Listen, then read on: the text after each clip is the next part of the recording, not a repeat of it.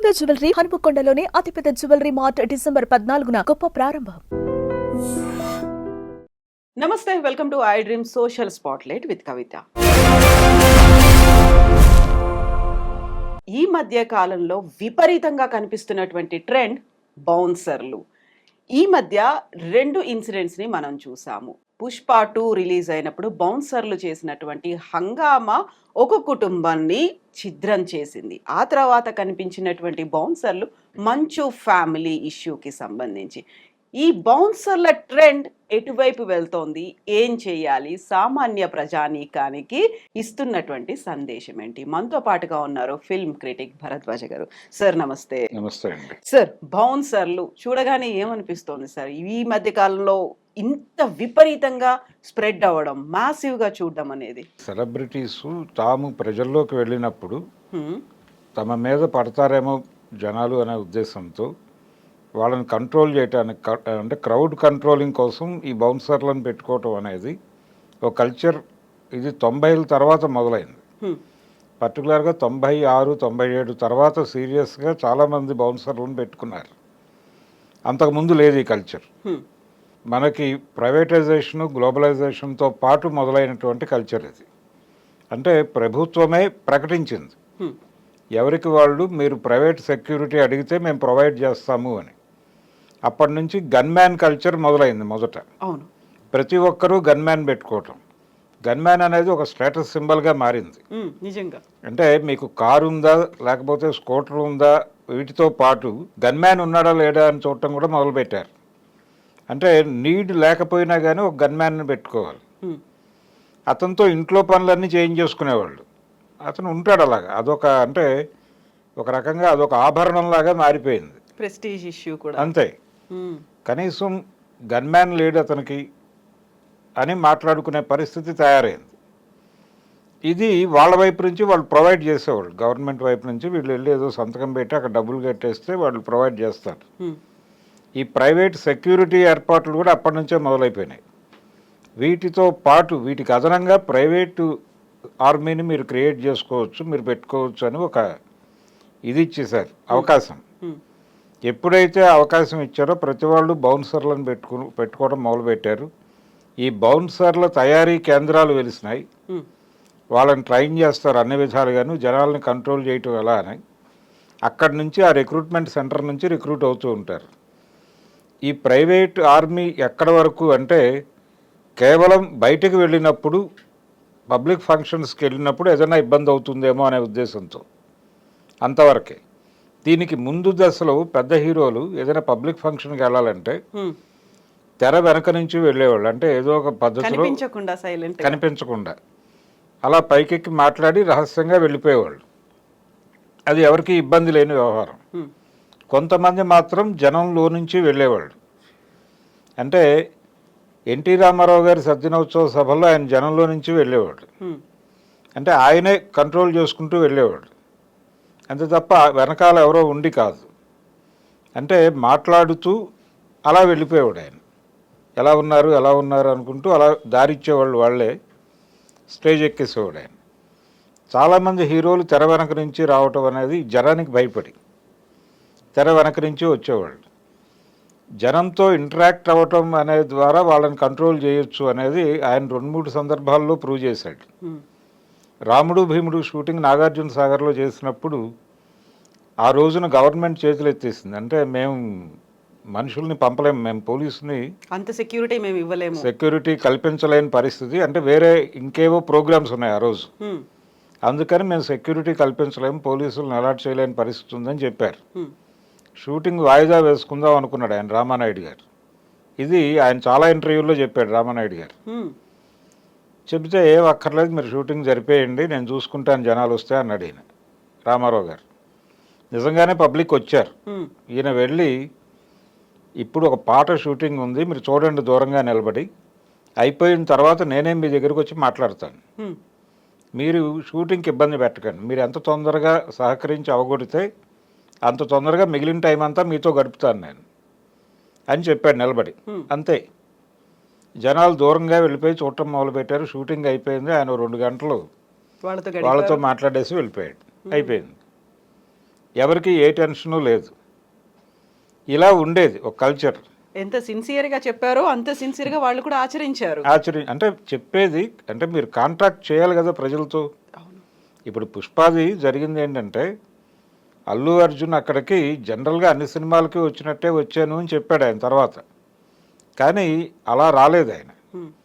జనరల్గా హీరోలు అనుసరించే పద్ధతి ఏంటంటే థియేటర్లోకి వెళ్ళిపోయి సైలెంట్గా థియేటర్లో ఆడియన్స్ మధ్యలో కూర్చుని వాళ్ళకే తెలియకుండా సడన్గా ఇంటర్వెల్ టైంలో ఒకసారి లేచి చెయ్యొప్పుతాడు ఆయన.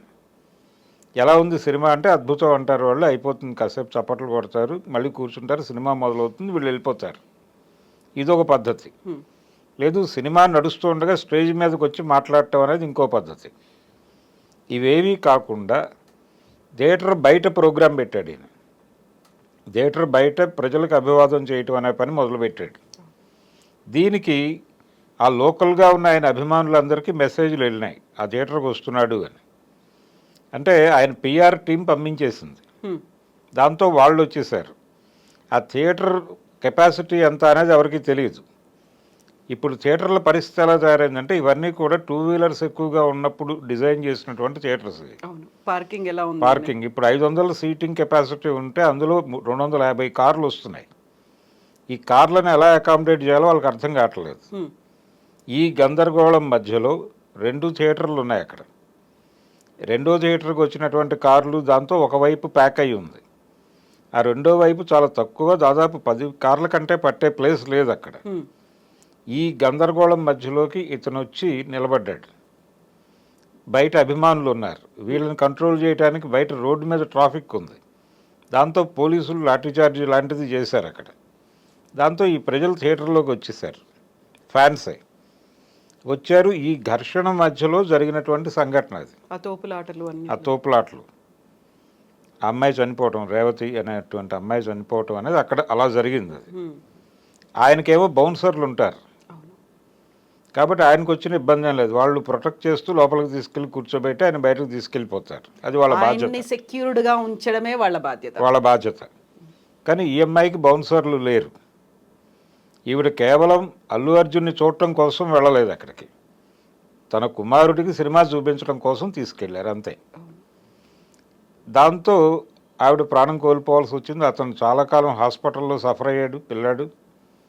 ఈ కండిషన్ అంటే ఏం కన్వే చేయదలుచుకున్నాడు అల్లు అర్జున్ అక్కడికి రావటం ద్వారా?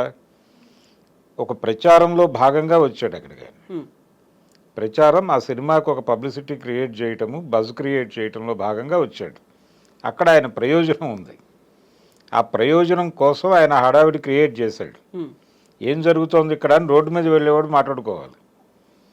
అల్లు అర్జున్ వచ్చాడు, ఇంత హడావిడి జరుగుతోంది అని ఇంటికి వెళ్ళి కూడా మాట్లాడుకోవాలి వాళ్ళు. ఏంటి ఆ సినిమా పుష్ప 2 బాగుందా, ఈ డిస్కషన్లో వాళ్ళు థియేటర్కి రావాలి. ఈ ప్రోగ్రాంలో భాగంగా వచ్చాడు ఆయన. ఆయన పర్సనల్ అంటే ఆ ప్రోగ్రాము అదంతా ఆ సినిమా కోసం వాళ్ళ స్వార్థము, 300 కోట్ల రెమ్యూనరేషను ఈ ప్రోగ్రాంలో భాగమే అదంతా. కానీ ఆవిడ పాపం కొడుక్కి సినిమా చూపించాలని వచ్చి ప్రాణం కోల్పోయింది. అందుకని ఏ ప్రోగ్రాం ఎక్కడ చేయాలి అనేది ఒక విచక్షణతో చేయాలి అంతే తప్ప గ్రాంటెడ్. నేను ఇంతకుముందు కూడా చాలాసార్లు వచ్చాను, అప్పుడు ఎప్పుడూ జరగలేదు, ఇప్పుడు జరిగింది అంటే అప్పుడున్నటువంటి పరిస్థితులు ఇప్పుడున్నటువంటి పరిస్థితులు ఇవన్నీ మీరు ఏవైనా బేరీజ్ వేసుకుని డిజైన్ చేశారా? ఎక్కడ ఈవెంట్ చేస్తున్నాము, దా ప్లేస్కు ఉన్నటువంటి కెపాసిటీ ఏమిటి అనే దానికి సంబంధించి కనీసపు అధ్యయనం చేయాలి కదా మీరు.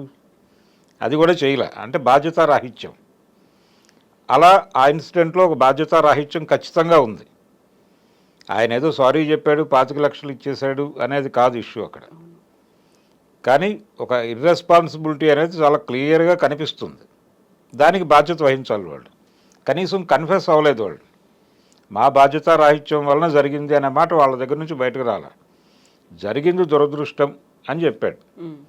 చెప్పి ఈ సంఘటన చూసి ఫ్యామిలీస్ సినిమాకి రాకుండా దూరంగా ఉండొద్దు, మేము మీకోసమే సినిమాలు తీస్తున్నామని చెప్పాడు ఆయన. అంటే మీ భద్రత మాకు సంబంధం లేదు, కానీ మీరు వచ్చి టికెట్లు కొని మాకు డబ్బులు ఇవ్వండి అని చెప్పడమే. సో ఎవరు మా తప్పు కాదు అనే స్టేజ్ అక్కడ కనిపించింది. పోలీసులు మాకు ఇంటిమేట్ చేయలేని అన్నారు. ఇక్కడ ఉన్నటువంటి థియేటర్ ఓనర్లు కూడా అదే మాట చెప్తున్నారు. నేను చెప్పి వచ్చాను అనే మాట హీరో చెప్తున్నారు అక్కడ.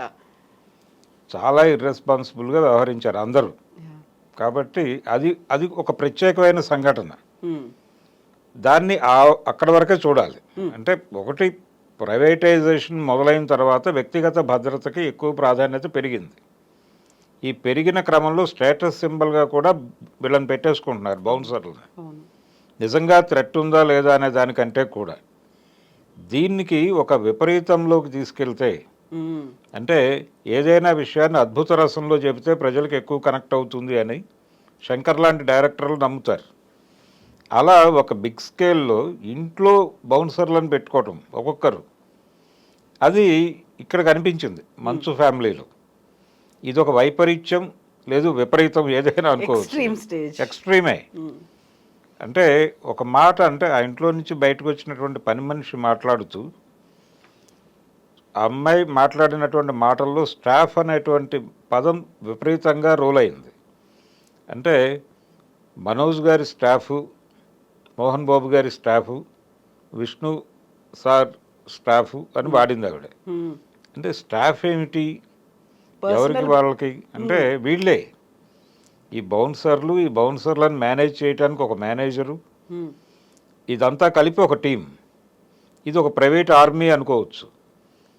ఈయన ప్రైవేట్ ఆర్మీకి వారి ప్రైవేట్ ఆర్మీకి మధ్యలో ఘర్షణగా మారుతోంది. అది నిన్న సిపి గారు చెప్పారు మంచు విష్ణు గారితో. మీరు ఆ ఇంట్లో ఉంటారు, మీరు ముగ్గురు, మీ మధ్య ఏదైనా ఘర్షణ వస్తే మీరు ముగ్గురు ఒక గదిలో కూర్చొని మాట్లాడుకోవచ్చు.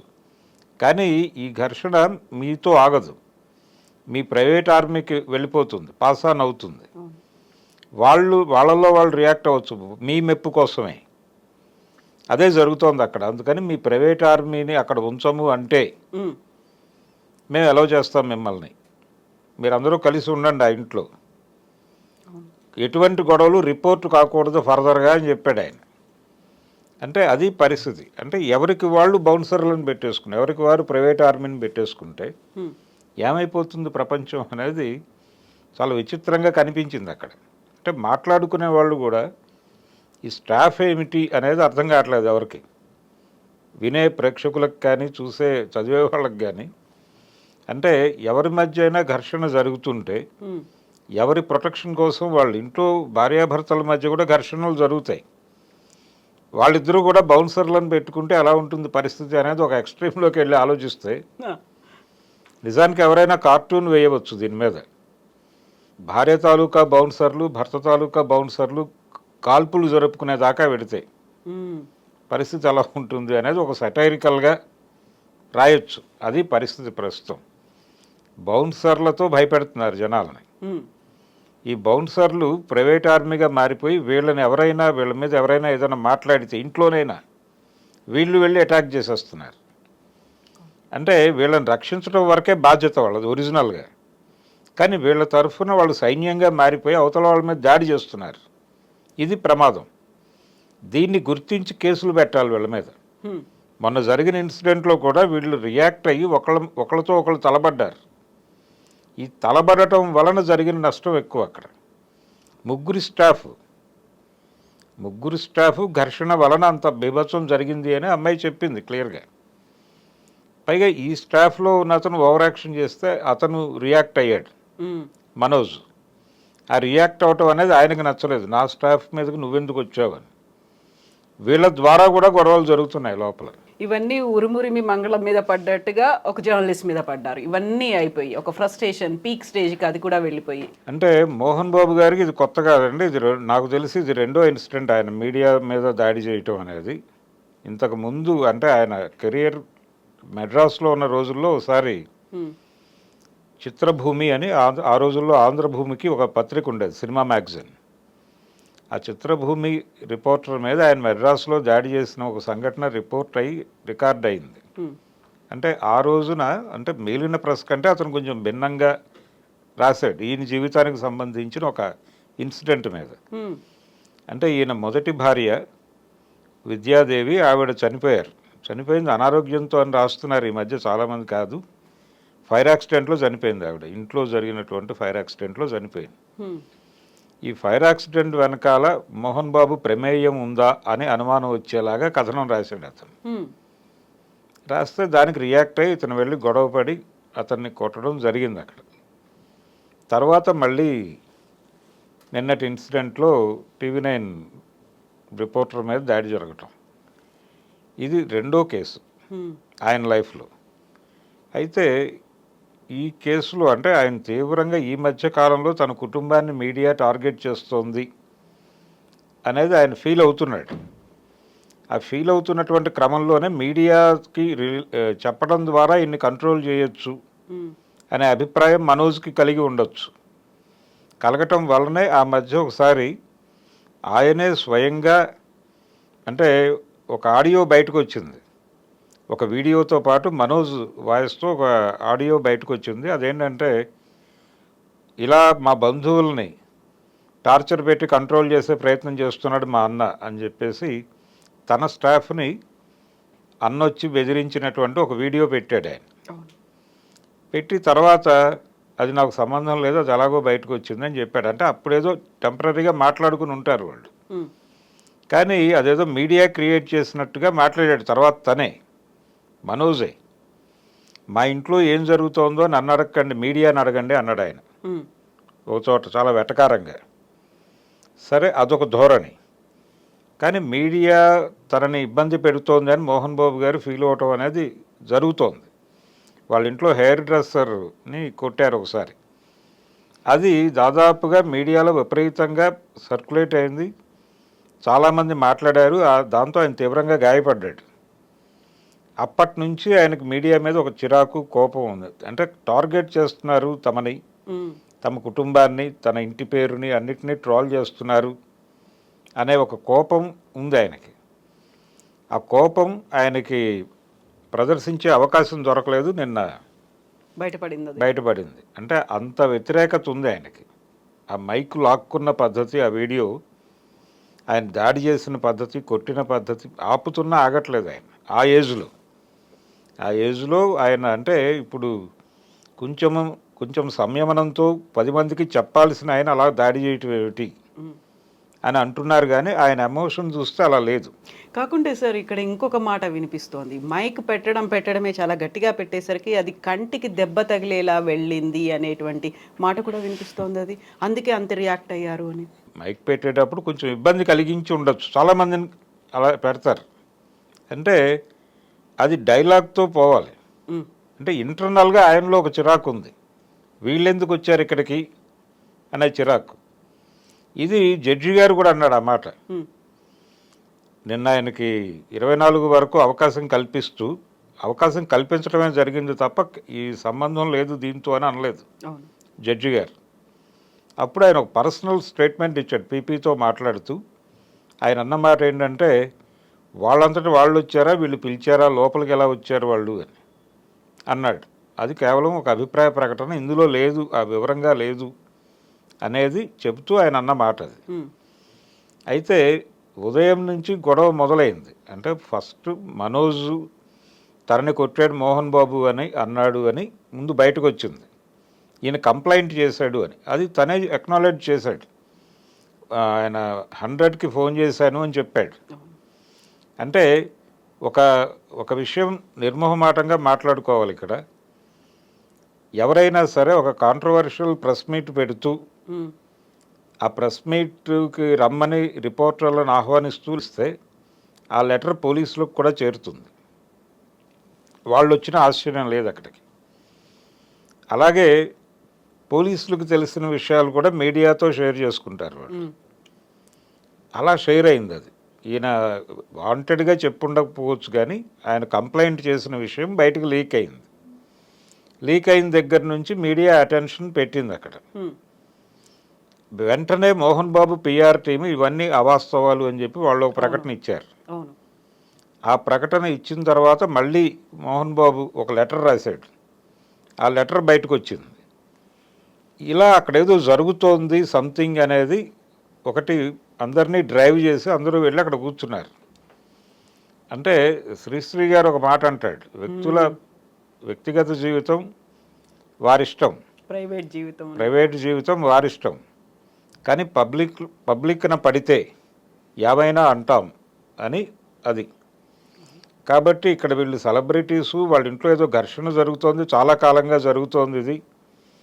మనోజ్కి విష్ణుకి పడటం లేదు, వాళ్ళిద్దరూ రెగ్యులర్గా కొట్టుకుంటున్నారు, అది బయటకు రావటం లేదు. ఇతను చాలా సందర్భాల్లో విడిగా ఉన్నాడు. అలాగే అతని వివాహం సందర్భంగా ఒక గొడవ, ఆ పెళ్ళి వాళ్ళకి ఇష్టం లేదని మంచులక్ష్మి గారు చొరవ చేసి అందరినీ ఒక చోటకు తీసుకొచ్చి ఆ వివాహాన్ని జరిపించారని, ఇవన్నీ అందరికీ పబ్లిక్ డొమైన్లో ఉన్న విషయాలే. ఈ విషయాలన్నీ ప్రేరేపించడంతో జనాలు అక్కడికి వెళ్ళారు. వెళ్ళి అక్కడ ఏం మాట్లాడతారో తెలుసుకుందామనే క్యూరియాసిటీతో లోపలికి వెళ్ళారు. అక్కడంతా యుద్ధ వాతావరణం ఉంది. ఈ యుద్ధ వాతావరణం క్రియేట్ చేసింది మీడియా కాదు. ఆ యుద్ధ వాతావరణంలో ఒక రిపోర్టర్ వెళ్ళినప్పుడు మైక్ పైకి వెళ్ళి ఉండొచ్చు, కిందకి వెళ్ళి ఉండొచ్చు, ఏదైనా జరిగి ఉండొచ్చు. అప్పుడు ఆయన ఏం చెప్పాలి, మీరు దూరంగా ఉండండి, మీరు బయటకు వెళ్ళండి, నేను బయటకు వచ్చి మాట్లాడతాను, లేకపోతే విడిగా మాట్లాడతాను, ముందు మీరు బయటకు వెళ్ళిపోండి, అందరూ ఆగండి, ముందు వీళ్ళని బయటకు పంపించి మనం మాట్లాడుకుని తర్వాత వెళ్ళి వాళ్ళకు క్లారిఫికేషన్ ఇద్దామని చెప్పి ఉండొచ్చు ఆయన పెద్ద మనిషిగా. అలా కాకుండా ఆయన మైక్ లాక్కుని కొట్టడం అనేది ఇబ్బందికరమే. అంటే ఆయన పాత చరిత్ర అంతా తవ్వుతున్నారు ఇప్పుడు. నేను ఇందాక చెప్పిన ఆంధ్రభూమి ఇన్సిడెంట్తో సహా బయటికి లాక్కు రావాల్సి వచ్చిన పరిస్థితి కల్పించాడు, ఆయనే కల్పించాడు అది. అందుకని ఎవరి మీదైనా దాడి చేయటం అనేది కరెక్ట్ కాదు. మీకు ఇబ్బంది కలగచ్చు, నాకు ఇబ్బంది కలుగుతోంది, మీ ప్రవర్తన బాలేదు అని చెప్పండి, ఒక డైలాగ్ చెప్పి ఆ తర్వాత అప్పుడు కూడా అలా రియాక్ట్ అయితే అప్పుడు మీరు ఏదైనా అప్పుడు కూడా మీరు కంప్లైంట్ ఇవ్వాలి. మీరు పోలీస్ కంప్లైంట్ ఇవ్వండి, అతనికి వ్యతిరేకంగా నన్ను ఇబ్బంది పెడుతున్నాడని, తప్పేం లేదు దానిలో. ఎవరి మీద ఎవరు పర్సనల్గా దాడి చేయటం అనేది కుదరదు, డెమోక్రటిక్ స్పేస్లో అది కుదరదు. అది వాళ్ళు ఆలోచించుకోవాలి. పైగా ఆయన నిరంతరం క్రమశిక్షణ అంటాడు, ఆయన ఊతపదంగా మారిపోయింది అది. రెండవది, ఆయన మీద రకరకాల ఎలిగేషన్స్ ఉన్నాయి మోహన్ బాబు గారి మీద. ఆయన ఒకసారి షూటింగ్లో, పెదరాయుడు షూటింగ్లో జయంతి గారి మీద చేసుకున్నాడు అనేది ఒక వార్త. ఆవిడ ఈ విషయాన్ని నేరుగా రాజ్ కుమార్ గారికి రిపోర్ట్ చేసిందని, ఆయన ఫోన్ చేసి మందలించాడని కూడా ప్రపంచానికి తెలుసు. ఇలాంటి సందర్భాలు అనేకం. ఆయన తిరుపతిలో జరిపినటువంటి ఒక భూ కబ్జాకి సంబంధించి కలెక్టరేట్లో రెవెన్యూ డిపార్ట్మెంట్ నుంచి ఒక నోటీస్ వస్తే ఈయన తన మనుషులతో వెళ్ళి ఆ రెవెన్యూ డిపార్ట్మెంట్ వాళ్ళతో మాట్లాడటానికి వెళ్ళి ఘర్షణ పడి చేసుకోవటం, వాళ్ళు కేసు పెట్టడం కూడా జరిగింది. ఆ రోజున ఆయనతో పాటు వెళ్ళిన వాళ్ళలో శ్రీహరి కూడా ఉన్నాడు, నటుడు. ఆయన మీద కూడా కేసు పెట్టారు. ఆయన వాయిదాలకు తిరగటం నాకు తెలుసు. ఇలాంటి ఇన్సిడెంట్లు ఉన్నాయి ఆయన లైఫ్లో. ఒక రికార్డు ఉంది ఆయనకి.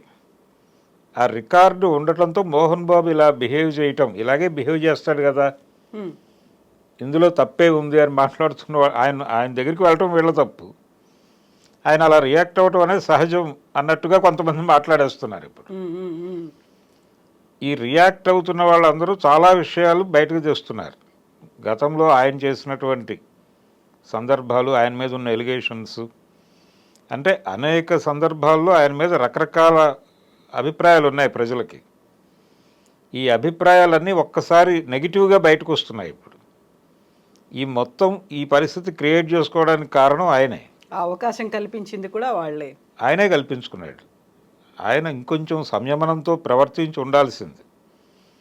ఆయనకి మనోజ్ మీద కోపం ఉండొచ్చు, మనోజ్ కోపంలో ఒక నిజాయితీ ఉంది అని చాలామంది ఫీల్ అవుతున్నారు ఇప్పుడు. అంటే అక్కడ ఏదో అతన్ని ఎంటర్ కానివ్వట్లేదు. ఆత్మగౌరవ పోరాటం అన్నాడు ఆయన. అంటే ఆస్తుల పంపకం గురించి కాదు, ఆత్మగౌరవ పోరాటం అంటే కేవలం ఆస్తులు మాత్రమే కాదు, కుటుంబంలో అధికారానికి సంబంధించిన గొడవ కూడా ఉంది. ఈ అధికారానికి సంబంధించిన గొడవే ప్రధానంగా కనిపిస్తోంది.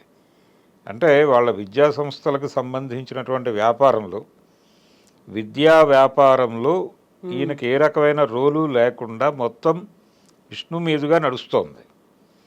అది కొంచెం సఫకేటివ్గా ఉంది ఇతనికి. దాంతో ఇతను కొంచెం అప్పుడప్పుడు రియాక్ట్ అవుతున్నాడు.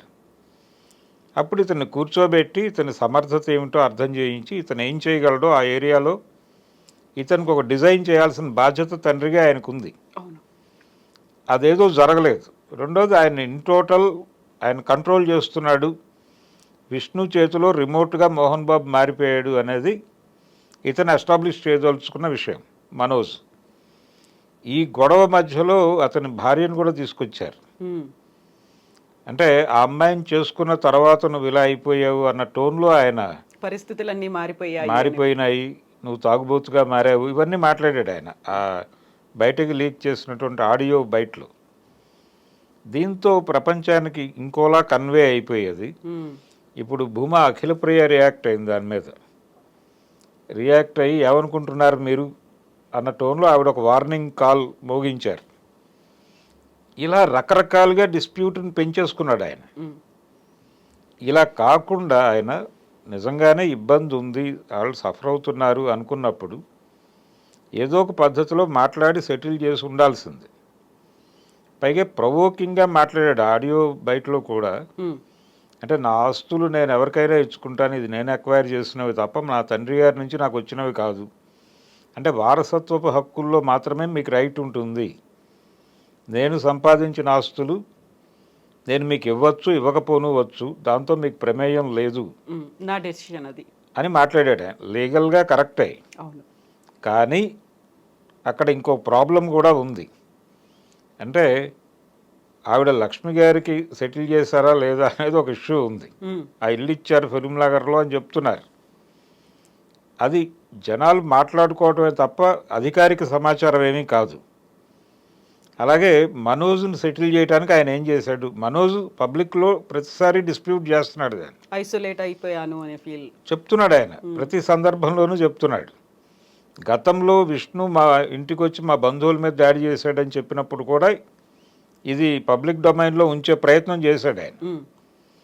అప్పటి నుంచి ఎందుకు సెటిల్ చేసుకోకుండా అలా పెట్టు కూర్చున్నారు వీళ్ళు, ఆ పెళ్ళి కూడా ఆయనకి ఇష్టం లేకుండా జరిగింది అనేది కూడా ఎస్టాబ్లిష్ అయిన ఫ్యాక్టే.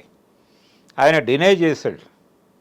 ఆ తర్వాత ఒక ఇంటర్వ్యూలో ఆయన మీకు ఇష్టం లేదట కదా ఇలా జరిగింది అని అడిగితే, అదేం లేదు, అవన్నీ బయట రకరకాలుగా మాట్లాడుకుంటారు, మేమందరం కలిసే ఉన్నాం, నాకు ఏ అభ్యంతరం లేదు, ఆ కుటుంబంతో కూడా నాకు సన్నిహిత సంబంధాలు ఉన్నాయి అని ఆయనే చెప్పిన మాట ఉంది రికార్డెడ్గా. ఇన్ని పబ్లిక్ డొమైన్లో ఉండి ఇప్పుడు మీరు ఇంకేదో మాట్లాడితే ఎలా తీసుకుంటుంది ప్రపంచం? అందుకని అదొక డిస్ప్యూటు. అయితే మేజర్గా నిన్న కమిషనర్ గారు పిలిచి మాట్లాడింది ఏంటంటే, బాబు మీ ప్రైవేట్ ఆర్మీలను కంట్రోల్లో ఉంచుకోండి, మీ ప్రైవేట్ ఆర్మీలను మీ ఇంట్లో ఉంచుకోకండి, వాళ్ళకి వేరే శిబిరాలు ఏర్పాటు చేయండి, మీరు మీ ప్రైవేటు సైన్యాలతో పాటు ఆ కాంపౌండ్లో ఉంటే ప్రమాదం అనేది. రెండోది, ఇప్పుడు ఈ విద్యా సంస్థలు ఈ గొడవలతో పాటు ఆయన ఉంటున్నటువంటి ఫామ్ హౌస్ అది ఒక 6 ఎకరాల్లో ఉన్నట్టుంది. అది ఆ ప్రాపర్టీకి సంబంధించి కూడా బయట విపరీతంగా చర్చ జరుగుతుంది, వర్షన్స్ అనేవి వినిపిస్తున్నాయి రకరకాలుగా. అంటే దాని గురించి ఒక గొడవ జరుగుతోంది అని, ఆ ప్రాపర్టీ ఎవరికి ఇవ్వాలి అనే దగ్గర ఒక గొడవ ఉంది వాళ్ళ మధ్య అని. అందుకని ఇతను అక్కడ కాన్సన్ట్రేట్ చేశాడు మనోజ్ అని. వీటితో పాటు తీగలాగితే డొంక కదిలినట్టుగా అసలు ఆ భూమి ఎలా వచ్చింది ఈయనకి అనే దగ్గర రకరకాల కాన్స్పిరసీ థియరీస్ వస్తున్నాయి. అది సౌందర్య గారు కొనుక్కున్న స్థలాన్ని ఈయన కబ్జా చేశారని, లేకపోతే వాళ్ళకి తక్కువ డబ్బులు ఇచ్చి సెటిల్ చేశాడని, ఇలా రకరకాలుగా కథనాలు వచ్చేసినాయి దాని మీద. ఇంత కాంట్రవర్సీ, ఇన్ని రకాల కథనాలు ప్రపంచం వండి వార్చడానికి అవకాశం ఆయన కల్పించాడు మోహన్ బాబు గారు. ఇప్పుడు ఎవరిని నిందించి ప్రయోజనం లేదు. ఆయన అంటే సెటిల్ చేసుకోవడానికి ఏదో ప్రయత్నం జరుగుతోంది. మేబీ ఒక 2-3 రోజుల్లో వాళ్ళు ఆవాజ్తో హమ్ ఏక్ హై అనొచ్చు, మేమంతా ఏకమే, అంతా ఒకటే, అంతా ఏక కుటుంబం అంతే, మా మధ్య ఏ రకమైనవి లేవు, అనుకోకుండా ఒక దురదృష్టకరమైన సంఘటన జరిగింది ఆ రోజు అని చెప్పచ్చు, చెప్పే ఛాన్స్ ఉంటుంది అని నేను అనుకుంటున్నాను. కానీ పబ్లిక్ డొమైన్లో ఇవన్నీ చర్చలు జరిగిపోయినాయి. అవును, ఇవి అలాగే ఉంటాయి, అన్ఆన్సర్డ్ క్వశ్చన్స్ గా అంతే. అంటే రేపు పొద్దున ఎవరైనా మళ్ళీ అక్కడ ఏదైనా జరిగితే ఇవన్నీ మళ్ళీ బయటకు వస్తాయి. అలా నిరంతరం తన ఫ్యామిలీ టార్గెట్ అయిపోతుంది, ప్రతి ఒక్కరూ తమ కుటుంబం గురించే మాట్లాడుకుంటున్నారు అని చాలా సందర్భాల్లో అన్నాడు ఆయన. ఈ అనటం అనేది అంటే వాళ్ళ ఇంట్లో హెయిర్ డ్రెస్సర్ మీద ఒక ఇన్సిడెంట్ జరిగింది, దొంగతనం చేశారు అని, కొట్టారు వీళ్ళు అని. కొట్టారు అనేది ప్రధానంగా ఫోకస్ అయింది. అతను కూడా బయటకు వచ్చి మాట్లాడాడు. ఉమ్, ఆ టైంలో విపరీతంగా ట్రోల్ అయ్యారు వీళ్ళు. ఇలా ప్రతి ఇన్సిడెంట్లోనూ మా కుటుంబాన్ని టార్గెట్ చేస్తున్నారు అనే ఒక బాధ ఉంది, ఆయన పెయిన్ ఉంది. ఉమ్, ఉమ్, ఆ పెయిన్ని అర్థం చేసుకోవాలి. అర్థం చేసుకుంటూనే వాళ్ళ బిహేవియర్ కూడా కొంచెం విచిత్రంగాను, కొంచెం అబ్నార్మల్గాను కూడా కనిపిస్తుంది. ముఖ్యంగా ఈ స్టాఫ్కి సంబంధించిన గొడవ. అవును, ఈ ప్రైవేట్ ఆర్మీలు ఎవరికి వాళ్ళు ఒక 15 మందిని మెయింటైన్ చేస్తూ ఇంట్లో ఉండటం అనేది, కలిసి ఉండటం. పైగా విష్ణు గారు ఒక మాట అన్నారు, నాకు ఉమ్మడి కుటుంబాలంటే చాలా ఇష్టము అని. అవును, ఉమ్మడి కుటుంబాలంటే ఇష్టం ఉన్నవాళ్ళు బౌన్సర్లను పెట్టుకుని ఎలా ఉంటారు అనేది ఆయనే సమాధానం చెప్పాలి. మీ మధ్య మీకు సరైనటువంటి అవగాహన లేకపోవడం వలన ఉమ్, నిరంతరము అంటే ఒకళ్ళనొకళ్ళు ఎలిమినేట్ చేసుకునే లెవెల్ కోపాలు ఉన్నాయి మీకు. ఆ కోపాలతో ఒక చోట కలిసి ఉండటానికి ఎవరి ప్రైవేట్ సైన్యాన్ని వాళ్ళు ప్రొటెక్షన్ ఏర్పాటు చేసుకుని ఉంటున్నారు అక్కడ. ఇది చాలా విషాదం. దీన్ని అర్థం చేసుకోవాలి ముందు. ఉమ్, అంటే స్టాఫ్ అనే మాట, పర్సనల్ స్టాఫ్ అనేటువంటి మాట పక్కకి వెళ్ళిపోతే తప్ప అవును, వాళ్ళ కుటుంబంలో సఖ్యత ఉందని ప్రపంచం అనుకోదు. ఈ ప్రైవేట్ స్టాఫ్ని పెట్టుకున్నారంటేనే పక్కవాడి నుంచి థ్రెట్ ఉందని. బయట వాళ్ళతో బాధలు లేవు వాళ్ళకి. ఉమ్, బయట ప్రపంచంలో శత్రువులు లేరు. మనం మొదట్లో మాట్లాడుకున్నటువంటి గన్మ్యాన్ బయట శత్రువులు ఉంటే అనేది ప్రొటెక్ట్ చేస్తారు. అవును, ప్రొటెక్షన్ కోసం. అలాగే బౌన్సర్లు కూడా బయటకు ఏదైనా పబ్లిక్ ఈవెంట్కి వెళ్ళినప్పుడు ఒక సెలబ్రిటీకి జనం నుంచి ఎదురయ్యే ఇబ్బందుల నుంచి వీళ్ళని కాపాడటం కోసం పెట్టిన ఏర్పాటు. కారవాన్లు కూడా అలాగే వచ్చినాయి. అంతకుముందు సినిమా వాళ్ళకి కారవాన్స్ లేవు. అక్కడే కూర్చునేవాళ్ళు, అక్కడే అవైలబుల్గా ఉండేవాళ్ళు నిరంతరం. ఎంత పెద్ద హీరో అయినా సరే సెట్లోనే ఉండేవాడు. మహా అయితే ఒక చైర్ వేసుకుని మొహం మీద ఒక కర్చీఫ్ వేసుకుని రిలాక్స్ అయ్యేవాళ్ళు, అంతే. సెపరేట్ గా ఒక ఫ్యాన్ మెయింటైన్ చేసి అంతవరకే, అంతవరకు ఉండేది. వచ్చి పిలిచేవాళ్ళు, వెళ్ళిపోయేవాళ్ళు, చేసి ఇంటికి వెళ్ళిపోయేవాళ్ళు.